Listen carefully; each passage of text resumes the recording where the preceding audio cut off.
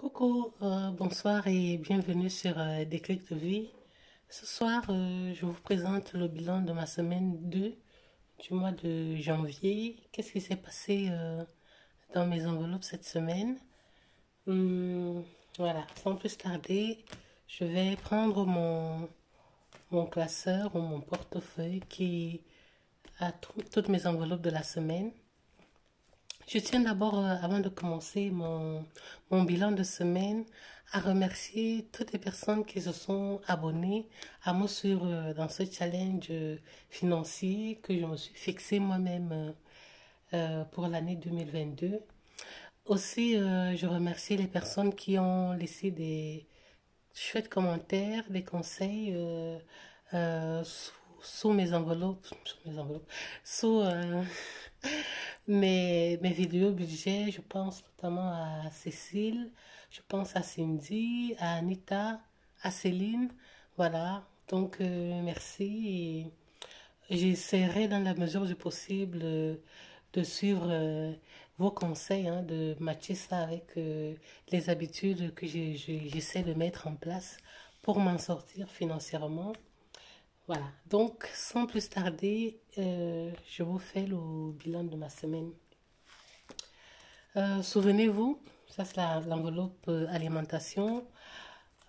Cette semaine, c'est une semaine sans enfants. Donc, mon budget alimentaire, cette semaine, nous sommes dimanche soir, donc la semaine est passée. C'était une semaine sans enfants. Mon enveloppe était de 15 euros et ici il reste 11 euros. Donc, c'est une enveloppe que je n'ai pas touchée. Si ce n'est que j'ai retiré 4 euros, je parle de 20 euros, 4 euros pour acheter un panier de pain à Togo. Donc j'ai une application dans mon téléphone où je fais les bonnes affaires, anti-gaspi. J'achète du pain pour le mois et j'achète des fruits et légumes. Donc c'est très chouette. Pour ceux qui ne connaissent pas l'application, je vous invite à aller la découvrir. On peut faire des bonnes affaires. Donc, je n'ai pas dépensé mon enveloppe, tout simplement parce que cette semaine, je me suis organisée autrement. Avant d'aller faire les courses de ma semaine, je prends d'abord la peine de faire mes menus à la semaine. Et cette semaine qui s'achève, puisque nous sommes dimanche soir, le lundi, j'avais fait des haricots avec du riz. Et j'avais un blanc de poulet au frigo que j'ai découpé en morceaux pour faire des cubes de poulet. Donc, j'ai associé à mes haricots. C'est un plat que j'ai mangé 2 jours. Donc, j'ai mangé lundi. J'ai gardé une portion pour mercredi. Le mardi, je me suis fait une omelette jambon. Le jeudi, j'ai mangé du poisson au four, plus pommes de terre rissolées. C'est dommage que je ne sache pas encore très bien faire les montages, pas très bien. Je ne sais pas du tout. Je ne me suis pas encore penchée sur ces compétences-là. Sinon, j'aurais fait des photos de mes menus et intégré à mes vidéos. Et franchement, je ne sais pas comment on fait. J'imagine que ce n'est pas très compliqué, mais pour l'instant, je n'ai pas vraiment le temps de m'asseoir et apprendre comment est-ce qu'on fait pour faire le montage des vidéos. C'est pour cela que mes vidéos sont brutes, hein. Je commence à parler one shot et, et c'est fait quoi. Donc bref, j'espère que je pourrai améliorer ça dans l'avenir. Le vendredi, j'ai mangé le reste du poisson que je me suis fait au four. C'est un gros bar que j'ai fait au four, donc il y avait un reste. J'ai mangé ça vendredi. Je me suis fait une salade en plus et du yaourt. Le samedi, donc hier, j'ai mangé des spaghettis avec des miettes de thon. Et aujourd'hui, j'avais une baguette que j'ai mangée à midi. Je me suis fait baguette saucisse. Et puis le soir, j'ai fait une sorte d'hot dog avec le reste de la baguette, plus la salade. Donc, j'avais tout ça chez moi. Du coup, je n'ai pas eu besoin de dépenser de l'argent pour faire les courses. Sauf que je n'avais pas de pain, je n'avais plus de pain. Alors, j'ai retiré 4 euros. C'est 3,99 € normalement, donc j'arrondis à 4 pour m'acheter un panier de pain anti-gaspi.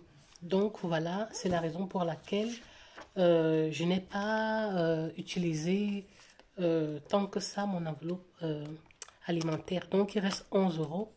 Je vais retirer 10 euros que je mets de côté pour l'épargne. Et voilà, je vais laisser 1 € dans l'enveloppe. Ici, c'est l'enveloppe viande. Il reste toujours 4 € que je n'ai pas utilisé. Ici, il n'y avait rien. Voilà, dans santé, il n'y a plus rien. Il n'y a plus rien. Et franchement, les frais de santé, c'est le gros imprévu de ma semaine. En début de semaine, donc mardi, j'avais rendez-vous chez le médecin. Parce que, voilà, souvenez-vous, ça fait un moment que je tousse, que je toussais. Hein, ça va mieux.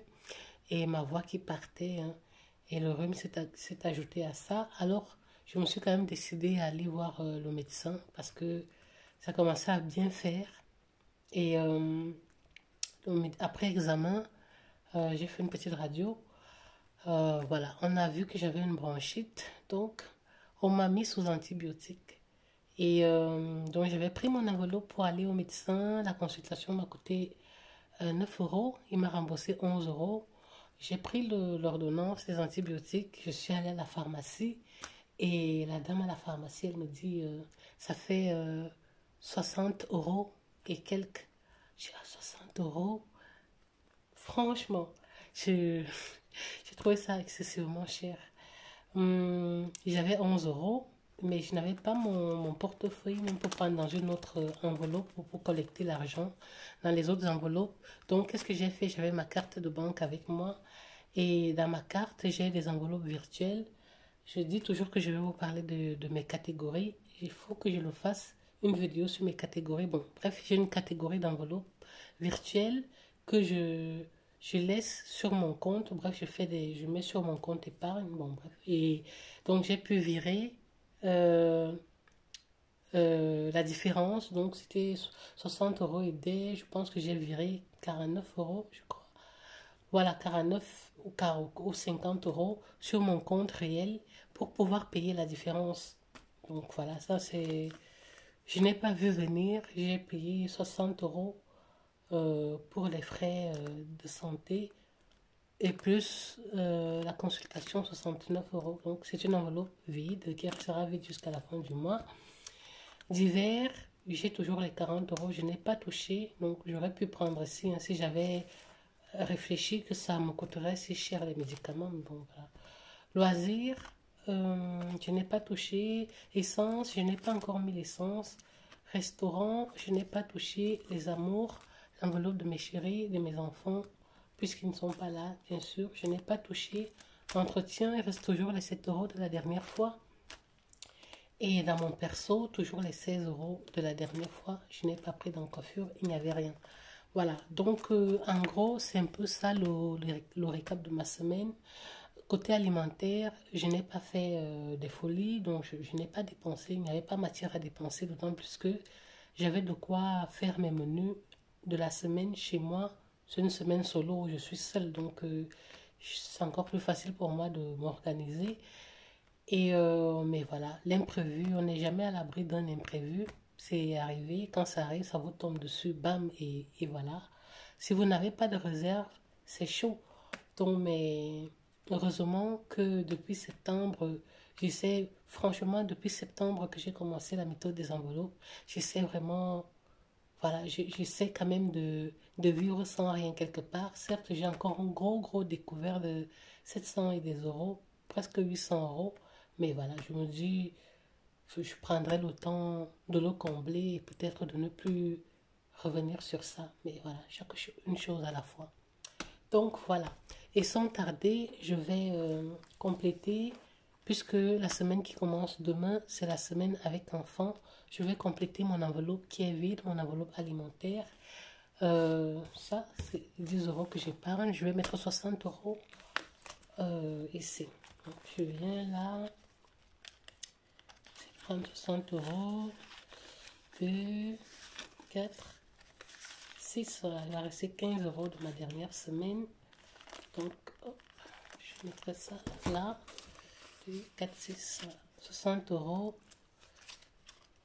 pour la nouvelle semaine qui va commencer. Je n'ai pas encore fait mes menus à la semaine. J'essaierai de faire ça ici, si j'ai le temps, ou demain matin. Voilà, ça c'est parti pour ma semaine.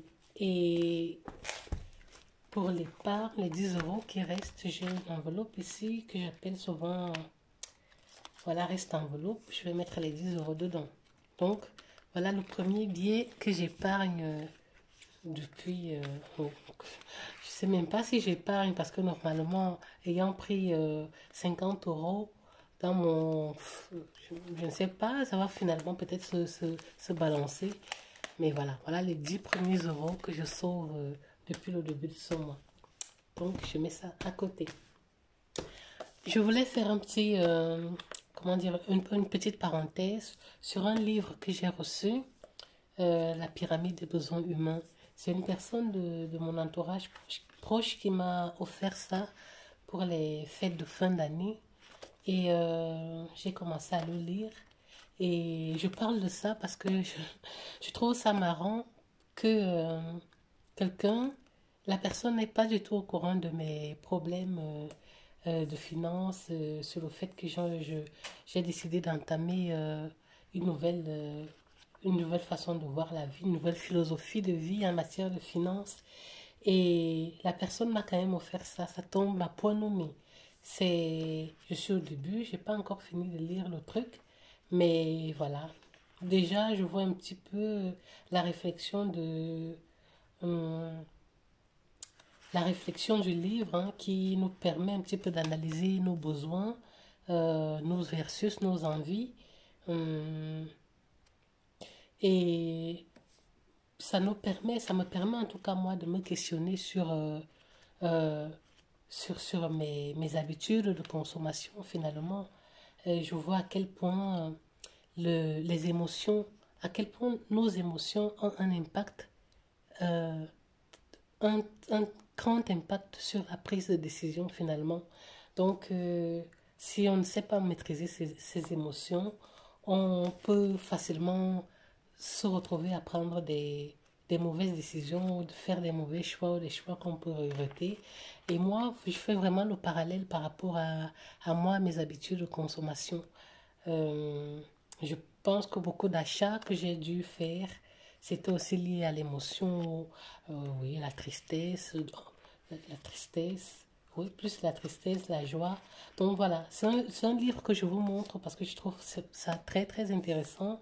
La pyramide des besoins de Caroline Solé. Je vais continuer à lire et je verrai bien si c'est recommandable ou pas, mais je suis au tout début. Et je trouve que c'est intéressant. C'est intéressant quand même parce que ça met en lumière un petit peu, oui, tout le cycle qui entoure les besoins, les désirs. En réalité, c'est quoi nos besoins fondamentaux? On les confond très souvent aux désirs. Et qu'est-ce qu'on comble? Est-ce les besoins? Est-ce les désirs? Bon, bref, c'était une parenthèse. Hein. Et on voit un peu la pensée un certain monsieur qui a réalisé la pyramide des besoins, monsieur Maslow, je crois. Mais voilà, c'est intéressant. On veut partir de la base à la réalisation de soi. Au fait, c'est quoi la réalisation de soi? Et savoir, comme dans mon cas, 10 000 choses. Et est-ce que c'est ça me réaliser? Non, je ne pense pas. Mais de toute façon, j'espère que je pourrai trouver un équilibre dans ma vie et comment dire et mieux faire les choses de façon optimum. Voilà, je bavarde déjà trop, je blablate. Vous dites-moi comment est-ce que votre semaine 2 du mois de janvier s'est passée. Est-ce qu'elle s'est bien passée? Est-ce que vous avez eu un gros imprévu comme moi? Ou alors vous avez su gérer côté alimentaire et compagnie? Sur ce, je vous souhaite une belle soirée parce que si il se fait tard, je n'ai pas eu le temps de faire la vidéo avant. Je vous souhaite une belle semaine qui va commencer demain, la semaine 3. C'est faux que ça passe vite le temps. Franchement, hier, on fêtait les fêtes de fin d'année. Maintenant, janvier est en train de finir. Donc, la vie, on dirait que ça fait le 100 mètres. Ça passe très vite, extrêmement vite. Donc, profitez de vos proches, de vos enfants, de vos amis. Profitez de la vie, ça passe extrêmement vite. Bonne soirée à vous, belle semaine et à bientôt. Au revoir.